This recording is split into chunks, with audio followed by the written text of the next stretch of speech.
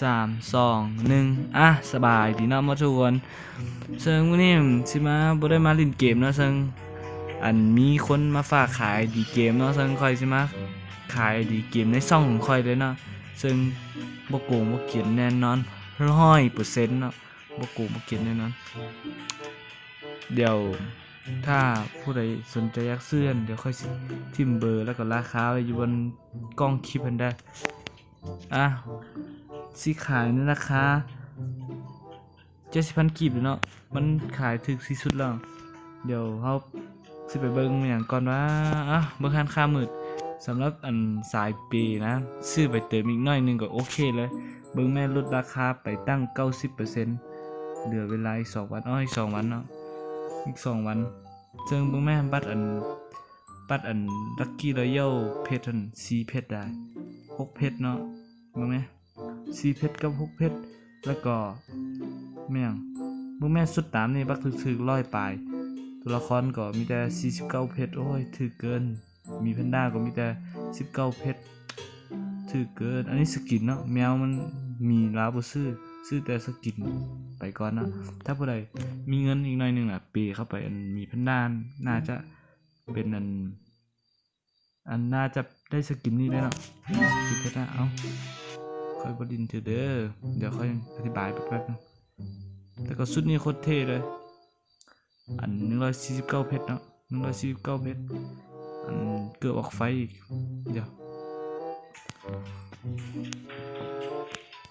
ไปเบิ่งคิวเดสลาเบิ่งจำนวนลาลินมัน700ปลายเนาะหมดทีมแล้วก็หมดคูมัน200ปลายหมดโซโล่มัน 1,000 ปลาย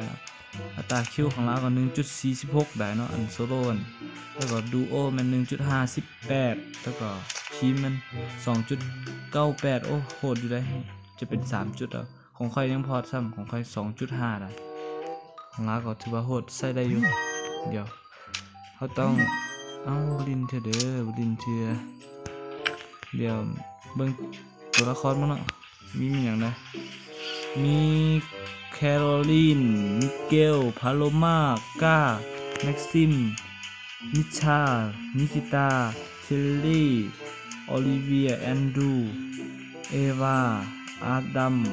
เนาะจะมีประมาณนี้แหละตัวละครนี่เรายังบ่ได้ซื้อซะเนาะตอนนี้เพชรเราเหลือแต่4เพชรได้เดี๋ยวบลินเธอเด้อบลินเธอเดี๋ยวไปเบิ่งสุดของเราจะมี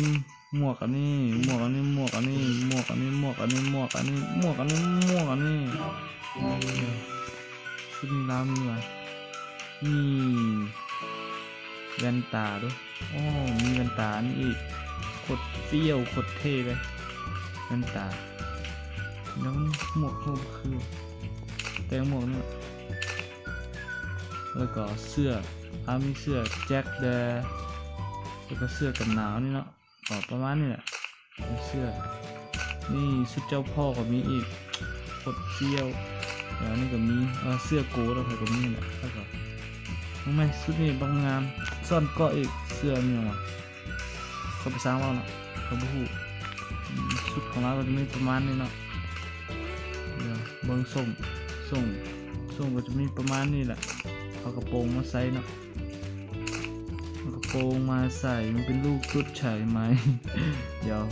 เอาเบิ้งเกือบเนาะเกือบก็จะมีประมาณนี้เบิ้งชุดอันเดียวจะมีประมาณนี้เดี๋ยวเขาไปเปลี่ยนตัวละครผู้หญิงแป๊บนึงไปเบิ้งชุดผู้หญิงเนาะเบิ้งชุดผู้หญิงนำกันเลยชุดผู้หญิงจะมีเนี่ยผมเนาะผมแบบนี้แล้วก็ตัวละครแบบนี้จะนี่อีหัวยุ่งมาแล้วอีหัวผักกูดเนาะอีหัวผักกูดแล้วก็หน้ากากตรงนี้ประมาณนี้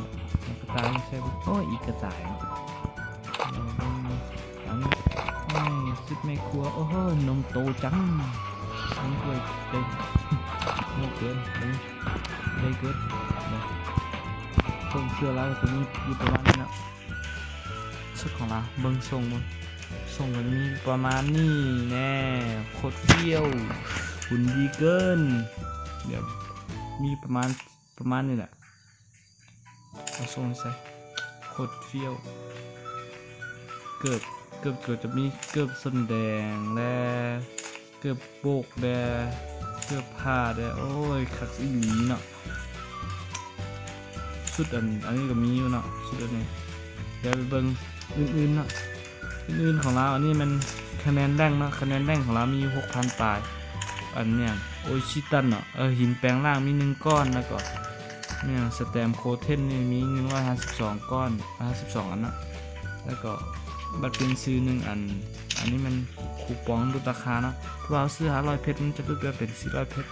อันนี้ก็เป็นจาก800มาเป็น600นี่ก็จาก900มาเป็น800อันนี้มัน1,000มาเป็น850บัตรเป็นซื้อ1ใบต้นอันเนี่ยเค้กอันนี้2อันเค้ก2อันแล้วก็บัตรแขนอะไรทำไมโอ้โคเทนโปลีก็มีเนาะโคเทนโปลีแล้วก็มีเขารีวิวอันนี้หมดแล้วเนาะเขาไปเบิ่งกันคู่หูของร้านแล้วซื้อร้านยังไม่ได้ซื้อเลยใช่ป่ะซื้ออะไรสกินร้านมีแล้วสกินร้านซื้อแล้วแต่ว่าอันตัวละครร้านยังไม่ซื้อเลยท่าอะไร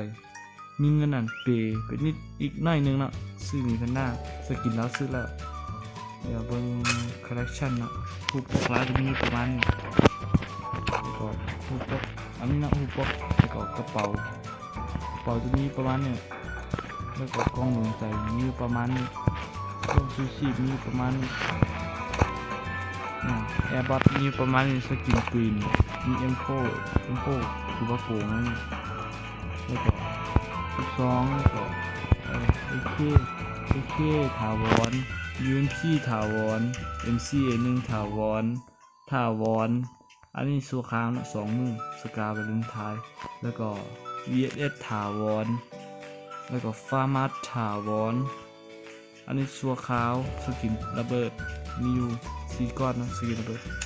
อันนี้ยังมีใช่ไหมท่าทางเรามีเพื่อเราบริเวณขันวันรวมนี่นะครับท่าทางมีอยู่2อันนะ2อันเดี๋ยวเขาไปเบิ่งอันนี้ยังอีก4วันเนาะตาราสังหารอีก4วันเดี๋ยวอีก4วันแล้วก็เบิ่งอย่างอีกบัตรสร้างห้องของเราบัตรสร้างห้องมีอยู่1ใบเนาะมีอยู่1ใบบัตรสร้างห้องแล้วก็แ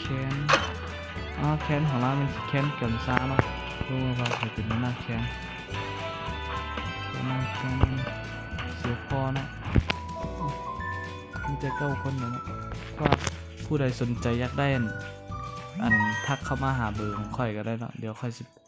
อันเป็นตัวกลางเนาะเพราะว่าเราต้องการขายเนาะถ้าว่าอันผู้ใดสร้างต่อก็ต่อรุ่นอีกหน่อยนึงก็ได้สำหรับคลิปนี้มันจะปิดแต่เพียงแต่เท่านี้แหละเนาะที่จะรีวิวหมดแล้วเนาะเดี๋ยวบัตรสร้างห้องนี้ป่ะแว่นศูนย์นั้นเราใส่หมดแล้วเนาะแต้มคูณ2เดี๋ยวคลิปนี้จะขอปิดเพียงแต่เท่านี้เนาะฝากกดไลค์กดแชร์กดติดตามช่องคอยไปเรื่อยๆเดี๋ยวถ้าว่าซับผู้ติดตามค่อย2,500เขาจะแจก ID เกมอีก ID นึงหรือว่าแจกเพชรอยู่สร้างห้องแจกเพชรเท่าไหร่เนาะดีคลิปนี้ก็มีเพียงแต่เท่านี้แหละเนาะถ้าผู้ใดสนใจติดต่อมาเบอร์ของคอยเนาะ5903889แล้วก็เฟซบุญค้ามันเดี๋ยวคอยต้องปิดกันแล้วฝากกดไลค์กดแชร์อีกครั้งเพื่อเป็นกำลังใจขอบใจที่ติดตามคำขอของคอย